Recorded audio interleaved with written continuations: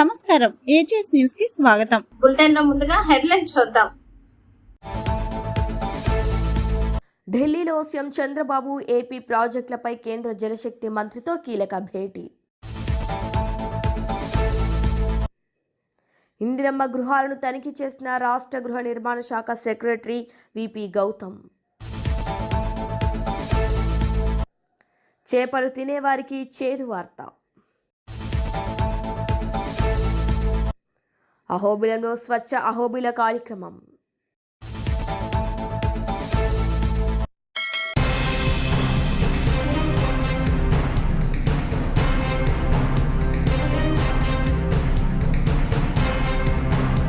ఆలూరు తాలూకాలో YCP party ఆఫీసులో విలేకరుల సమావేశాన్ని నిర్వహించారు. Aluru YCP party MLA Virupakshi మాట్లాడుతూ రాష్ట్ర వ్యాప్తంగా మహాశివరాత్రిని ప్రతి ఒక్కరూ మహాశివుని పూజిస్తూ ఎంతో వైభవంగా జరుపుకుంటారు. సాక్షాత్తు ఆంధ్ర రాష్ట్ర ముఖ్యమంత్రి నారా చంద్రబాబు నాయుడు మొన్ననే మాట్లాడుతూ శ్రీశైలంలో శ్రీ భ్రమరాంబిక మల్లికార్జున స్వామివారి లడ్డూ ప్రసాదంలో కూడా కల్తీ జరిగింది అంటూ అసత్య ప్రచారాలు చేస్తున్నారు. కానీ శ్రీశైలంలో సరైన వసతులు చేయలేదు. భక్తులకు తాగటానికి నీరు కూడా లేవు. శ్రీశైలం మల్లన్న భ్రమరాంబిక స్వాములు భక్తులపైన నాటి ఛార్జీ వేస్తున్నారు. ఇది ఎక్కడ అన్యాయమని మీకు అర్థం కావటం లేదన్నారు.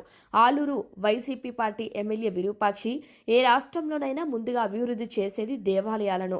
మన ఆంధ్ర రాష్ట్రంలో దేవాలయాలపైన అసత్య ప్రచారాలు చేస్తూ న్యాయాన్ని ధర్మాన్ని ఎక్కడ కాపాడుతున్నారో మీకే తెలియాలంటూ వైసీపీ పార్టీ ఎమ్మెల్యే మీడియా సమావేశంలో మాట్లాడారు. ఈరోజు మన మీడియా మిత్రులకి, అదేవిధంగా ప్రింట్ మీడియా, ఎలక్ట్రిక్ మీడియా అందరికీ, మా నాయకులందరికీ ప్రత్యేకంగా ధన్యవాదాలు తెలుపుకుంటున్నాము. ఎందుకంటే ఈరోజు మన ఈ కూటమి ప్రభుత్వం సిబిఐ కోర్టు, సుప్రీంకోర్టు మొట్టికాయలు వేసినా కానీ వాళ్ళకి అది అసలు పిచ్చి పెట్టినట్లుంది. వాళ్ళు ఏదైనా కానీ మన రాష్ట్రంలో, ఎందుకంటే జంతు కొవ్వు, పంది కొవ్వు, మాంస కొవ్వు అనే విధంగా వాళ్ళు దాని మీద సాక్షాత్తు చంద్రబాబు నాయుడు దాని మీద ఇస్తే ఈరోజు సిబిఐ ఛార్జ్షీట్లో ఎక్కడ పంది కొవ్వు కానీ జంతు కొవ్వు కానీ ఏ దాంట్లో లేదు, నైలో లేదనే విధంగా ఈరోజు ఇచ్చింది. దాన్ని వీళ్ళు ఎందుకంటే వాళ్ళ తప్పుని, అంటే వాళ్ళ తప్పు మాది తప్పును మా తప్పు అన్నారే, అది అనకూడదు అనే విధంగా ఈరోజు చంద్రబాబు నాయుడు ధృతరాష్ట్ర పరిపాలన చేస్తున్నాడు, రాక్షస పరిపాలన చేస్తున్నాడు.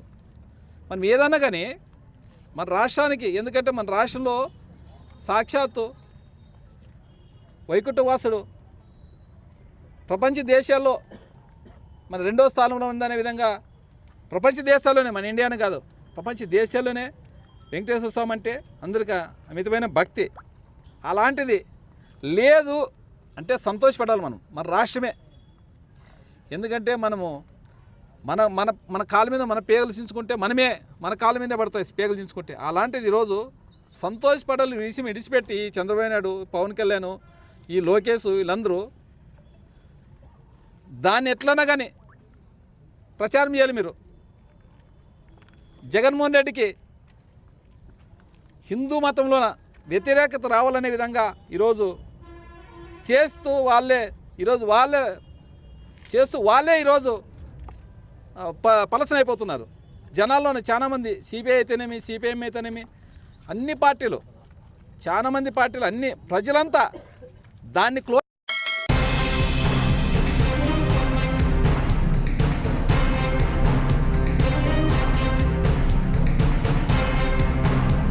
చిట్యాల మండలం పెదకాపర్తి గ్రామంలో జిల్లా కలెక్టర్ బి చంద్రశేఖర్తో కలిసి నిర్మాణంలో ఉన్న ఇందిరమ్మ గృహాలను తనిఖీ చేశారు రాష్ట్ర గృహ నిర్మాణ శాఖ సెక్రటరీ విపి గౌతమ్. ఇందిరమ్మ ఇండ్ల లబ్ధిదారుల ఇంటి వద్దకు వెళ్లి గృహాలను పరిశీలిస్తూ లబ్ధిదారులతో నేరుగా మాట్లాడి వివరాలు తెలుసుకున్నారు గౌతమ్. ఎస్సీ కాలనీలో ఇందిరమ్మ ఇండ్లు మంజూరై ఇంకా నిర్మాణం మొదలుపెట్టని లబ్ధిదారులతో మాట్లాడి ఇళ్ల నిర్మాణం ప్రారంభించకపోవటానికి గల కారణాలు తెలుసుకున్నారు పీడీ. మార్చి చివరి నాటికి రాష్ట్ర వ్యాప్తంగా 1,00,000 ఇందిరమ్మ ఇండ్ల గృహ ప్రవేశాల లక్ష్యంతో ముందుకు వెళ్తున్నట్లు వెల్లడించారు.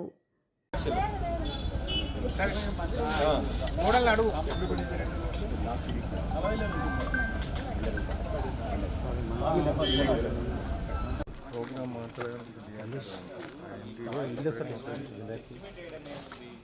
అన్ని స్టాండర్డ్ టెంప్లెట్స్ నీకు ఐఎస్ఎస్ఎల్ నీకు ఇచ్చే 12,000కి నీకు ఎస్టిమేట్ ఉంటుంది. నువ్వు వేయడం ఏమి ఉండదు కదా.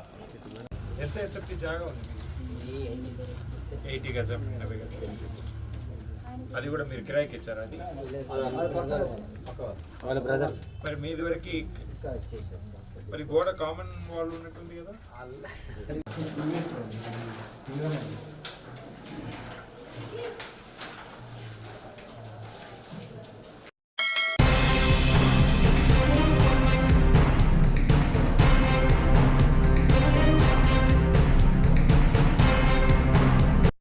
మహిళా సాధికారతయే లక్ష్యంగా స్వయం సహాయక బృందం సభ్యులు, గ్రామ సచివాలయ సిబ్బంది, ఆశా కార్యకర్తలు మరియు అంగన్వాడీ టీచర్లకు సైకిళ్లను ప్రభుత్వం అందజేస్తుందని ఎమ్మెల్యే కాగిత కృష్ణప్రసాద్ అన్నారు.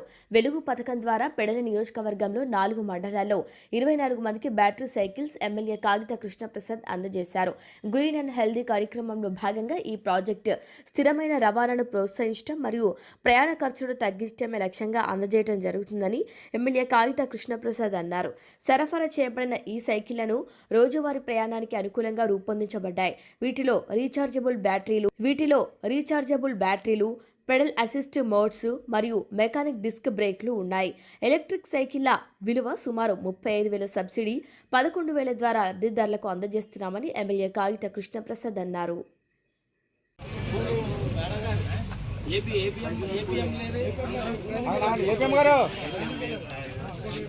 బండి బిల్లు ఏపీఎం గారు ఎక్కడ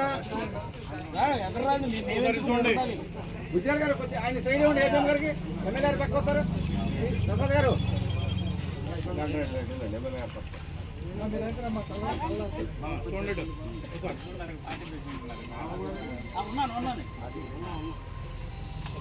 పవర్ సైకిల్ దగ్గర నిలబడండి.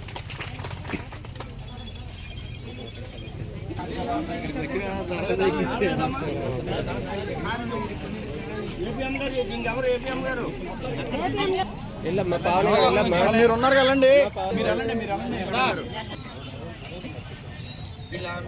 ఓకే సైకిల్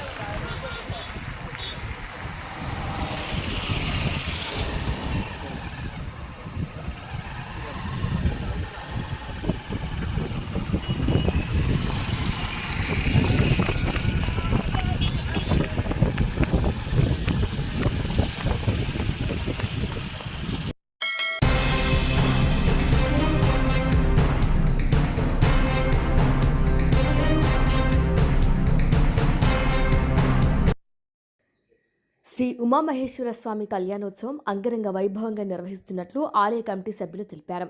వాల్మీకిపురం మండలం నిమ్మనపల్లి రోడ్లోని 500 సంవత్సరాల చరిత్ర కలిగిన బహుదా నది తీరంలో వెలిసిన శ్రీ ఉమామహేశ్వర స్వామి దేవస్థానంలో మహాశివరాత్రిని పురస్కరించుకొని ఆదివారం ఉదయం మహారుద్రాభిషేకం, శివ పార్వతుల కళ్యాణోత్సవం, సోమవారం ఉదయం 7 గంటల నుంచి అన్నప్రసాద కార్యక్రమాలు జరుగుతాయని ఆలయ ప్రధాన అర్చకులు మధుసూదనాచార్యులు, కమిటీ సభ్యులు మురళి మంగళవారం శ్రావ్య టీవీ న్యూస్తో మాట్లాడుతూ అతి పురాతనమైన ప్రసిద్ధిగాంచిన శ్రీ ఉమామహేశ్వరి ఆలయంలో జరిగే మహాశివరాత్రి ఉత్సవాలకు ఆహ్వానం పలుకుతున్నట్లు తెలిపారు.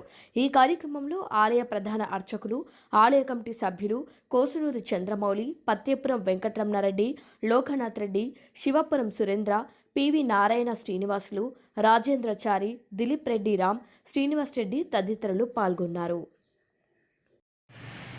మురళి వాల్మీకిపురం ఓం నమ శివాయ. వాల్మీకిపురం నిమ్మనపల్లి రోడ్డులోని అతి పురాతనమైన దాదాపు 500 సంవత్సరాల చరిత్ర కలిగిన శ్రీ ఉమామహేశ్వర స్వామి శివరాత్రి మహోత్సవాలను ఈ ఏడాది అత్యంత వైభవంగా నిర్వహించాలని వాల్మీకిపురం, శివపురం, పత్యాపురం, గోగులంపల్లి, నల్లంవారిపల్లి పరిసర ప్రాంత గ్రామ ప్రజలంతా నిర్ణయించుకున్నాం. ఇక్కడ ఆలయంలో అత్యంత వైభవంగా శివపార్వతుల కళ్యాణోత్సవం శివరాత్రి రోజు సాయంత్రం 6:45 నుంచి 7:30 వరకు స్వామివారి కళ్యాణోత్సవం అంగరంగ వైభవంగా జరుగుతుంది. శివరాత్రి జాగరణ చేసుకొని మరుసటి రోజు 16వ తేదీ ఉదయం 7 గంటల నుంచే ఉమామహేశ్వర స్వామిని దర్శించుకొని ఇక్కడే ఉపవాస దీక్ష ముగించుకొని అన్నదాన కార్యక్రమాలు సాయంకాలం వరకు నిరంతరం 3000 మందికి మంచి భోజనము ప్రసాదము ఇవ్వబడుతుంది. ఇక్కడ ఆలయంలో 2 రోజులు రుద్రాభిషేకం, అభిషేకాలు,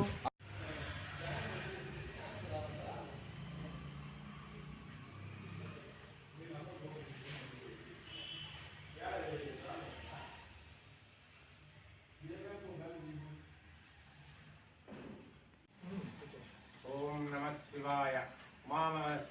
ఉమామహేశ్వర దేవస్థానం నందు 15 ఆదివారం సాయంత్రం 6:45 నుంచి 7:30 గంటల లోపల ఉత్తరాషాఢ నక్షత్రమున కళ్యాణం జరుగుతుంది. శివపార్వతుల కళ్యాణం జరుగుతుంది. 16వ తారీఖు ఉదయం 7 గంటలకి అన్నదాన సంతర్పణ జరిగారు. ఒక 2500 మంది 3,000 మంది వరకు భోజనం పెడతా ఉన్నారు. ఈ కమిటీ అంతా చేరి చేస్తూ ఉన్నారు. కమిటీ పేరు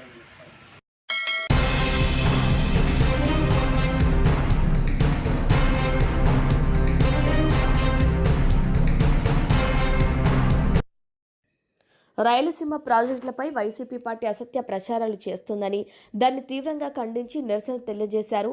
నెల్లూరు జిల్లా ఆత్మకూరు జనసేన పార్టీ ఇన్ఛార్జ్ నలిశెట్టి శ్రీధర్ ఆధ్వర్యంలో ఆ పార్టీ శ్రేణులు భారీగా పాల్గొన్నారు. మున్సిపల్ బస్టాండ్ వద్ద ఉన్న అంబేద్కర్ విగ్రహం వద్ద ఏర్పాటు చేసిన తమ నిరసనను తెలియపరిచి అనంతరం పట్టణ ప్రధాన రహదారి నుంచి ఆర్డీఓ ఆఫీస్ వరకు నిరసన తెలియజేశారు. అనంతరం ఆత్మకూరు ఆర్డీఓ కార్యాలయంలో వినతి పత్రాన్ని సమర్పించారు. ఈ సందర్భంగా నలిశెట్టి శ్రీధర్ మాట్లాడుతూ రాష్ట్రంలో ఏదో ఒక అరాచకం సృష్టించడం వైసీపీ పార్టీ లక్ష్యంగా మారిందని, రాష్ట్రంలో సాగునీటి ప్రాజెక్టులపై ఆ పార్టీ విష ప్రచారాలను ఖండిస్తున్నామని అన్నారు. రాష్ట్రంలో సాగునీటి ప్రాజెక్టుల వాస్తవ పరిస్థితిని వివరించారు. తమ అధినేత పవన్ కళ్యాణ్ ఆదేశాలతో కూటమి ప్రభుత్వంపై వైసీపీ చేస్తున్న అసత్య ప్రచారాన్ని ప్రజలకు తెలియపరచడమే తమ ఉద్దేశమని అన్నారు. ఈ కార్యక్రమంలో నెల్లూరు నగర అధ్యక్షులు దొగ్గిశెట్టి సుజయ్ బాబు, రీజనల్ కోఆర్డినేటర్లు కోలా విజయలక్ష్మి, గుండూరు నాగరత్నం, ఉమ్మడి నెల్లూరు జిల్లా ఉపాధ్యక్షులు తీగల చంద్రశేఖర్, కోవూరు నియోజకవర్గం సమన్వయకర్త చప్పిడి శ్రీనివాసులు రెడ్డి, జిల్లా కార్యదర్శి షేక్ అలియా, సంగం ఆనంద్ తదితరులు హాజరయ్యారు.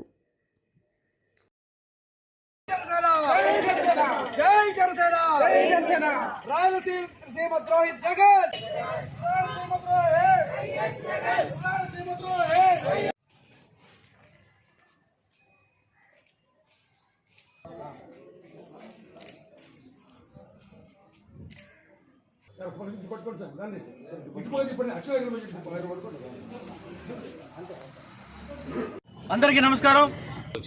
వైసీపీ పెద్దలది ఒక వికృతమైన మనస్తత్వం. తిరుమల లడ్డూల్లో వాళ్ళే కల్తీ చేస్తారు, అసలు కల్తీ జరగలేదంటారు. కొన్ని వేల కోట్ల రూపాయలు అవినీతి చేస్తారు. మేము శుద్ధపోసలము, అవినీతి అంటే ఏంటి అని బుకాయిస్తారు. వాళ్ళ సొంత బాబాయిని వాళ్ళే చంపుకుంటారు. నారాసుర చరిత్ర అని చెప్పి పేపర్లో రాస్తారు. ఇదే విధంగా కూటమి ప్రభుత్వం మీద విష ప్రచారం చేయడమే వీళ్ళ పని, వేరే పని లేదు. 2019 నుంచి 2024 వరకు వైసీపీ ప్రభుత్వం ఈ రాష్ట్రంలో ప్రభుత్వాన్ని పరిపాలించింది. ఆ ప్రభుత్వ కాలంలో పులిచింతల గేట్లు కొట్టుకోపోయాయి, పించే డ్యాం గేట్లు కొట్టుకోపోయాయి, అన్నమయ్య ప్రాజెక్టు కొట్టుకోపోయింది. ఈ సోమశిల ఆఫ్రాన్ పూర్తిగా దెబ్బతింది. ఇవన్నీ జరిగి 2020-21 సంవత్సరం జరిగింది.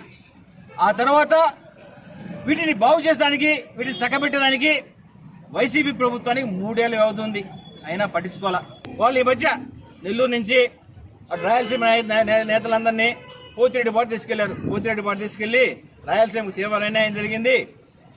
రాయలసీమ సాగునీటి ప్రాజెక్టులు ఆయన 2020-21లో ఆయన ఏం చేశాడు? జగన్మోహన్ రెడ్డి రాయలసీమ సంగమేశ్వరం ప్రాజెక్టు ప్రారంభించాడు.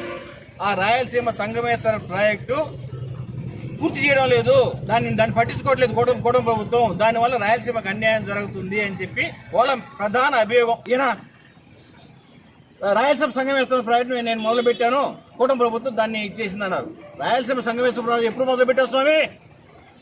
2020లో మొదలు పెట్టాం. 2021లో ఆగిపోయింది. ఎందుకు ఆగిపోయింది? కృష్ణా వాటర్ బోర్డు అనుమతి తీసుకున్న కారణంగా తెలంగాణ ప్రభుత్వం వేరే వాళ్ళ చేత, అంటే ఈయనకి ఆప్తులైన కేసీఆర్ వేరే వాళ్ళ చేత కృష్ణ నేషనల్ గ్రీన్ ట్రిబ్యునల్లో ఒక కేసు వేశాడు. అయ్యా, ఈ విధంగా ఆంధ్రప్రదేశ్ రాష్ట్ర ప్రభుత్వం కృష్ణా జలాన్ని అక్రమంగా తరలించుకోపోయేదని ఇంకో కొత్త ప్రాజెక్టు తయారు చేస్తుంది. ఇది ఉమ్మడి ఈ విభజన చట్టానికి విరుద్ధంగా చేస్తా ఉంది కాబట్టి దాన్ని ఆపమని చెప్పి నేషనల్ గ్రీన్ ట్రిబ్యునల్లో వేశారు. వెంటనే వాళ్ళు స్టే ఇచ్చారు. అనుమతులు లేకుండా మీరు ఈ ప్రాజెక్టులో ముందుకు వెళ్ళనాటికి లేదని చెప్పి కరాఖండగా చెప్పడం జరిగింది. ఇది జరిగింది ఎప్పుడు? 2021లో.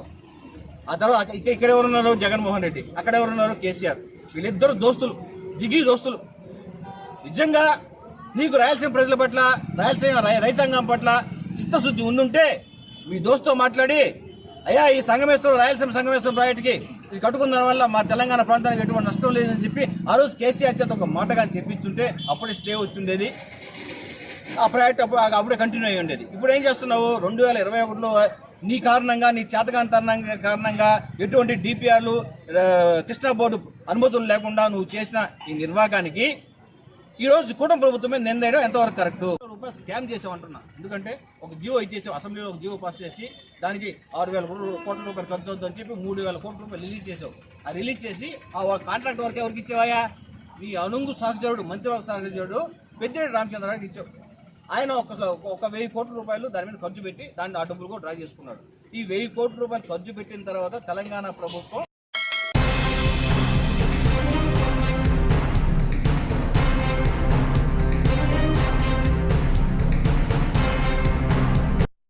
పుణ్యక్షేత్రమైన అహోబిలంలో శ్రీ అహోబిల లక్ష్మీ నరసింహస్వామి వారి వార్షిక బ్రహ్మోత్సవాల సందర్భంగా దేవస్థానం సీఈఓ విఎల్ఎన్ ఆదేశాల మేరకు పనిచేస్తున్న 80 మంది సిబ్బంది పాల్గొని స్వచ్ఛ అహోబిలంలో భాగంగా కోనేరులు, అడుగంటిన మట్టిని, పూడికను తొలగించే పనులు ప్రారంభించారు. ఈ సందర్భంగా సీఈఓ రామానుజన్ మాట్లాడుతూ, ఈ నెల 20న బ్రహ్మోత్సవాల్లో జరిగే చక్రస్నానం, తెప్పోత్సవం దృష్ట్యా పుష్కరిని పూర్తిగా శుభ్రపరిచే కార్యక్రమం చేస్తున్నట్టు తెలిపారు. భక్తులు కోనేరులు సులభంగా దిగి ప్రోక్షణ చేయగలిగేలా అన్ని అవసరమైన ఏర్పాట్లు దేవస్థానం ద్వారా చేస్తున్నట్టు తెలిపారు. గత నెలలో సుమారు 200 మంది భక్తుల సహకారంతో అహోబిలం పుష్కరిణిలోని నీటిని పూర్తిగా తొలగించారు.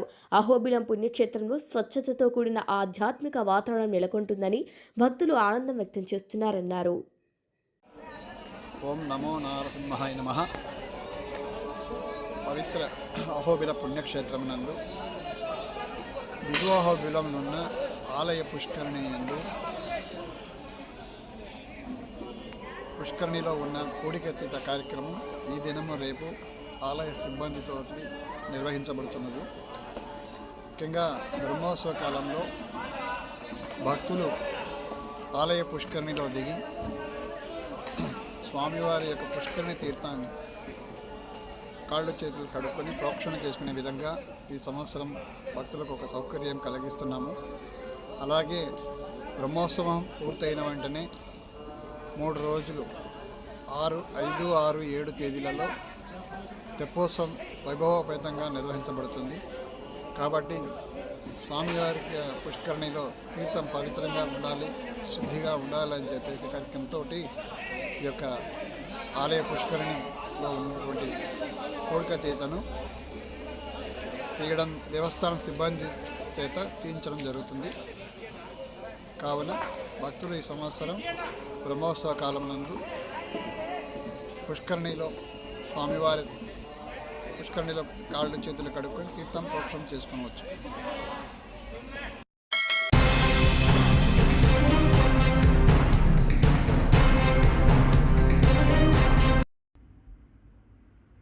బులెటిన్ ముగించే ముందు హెడ్లైన్స్ మరొకసారి.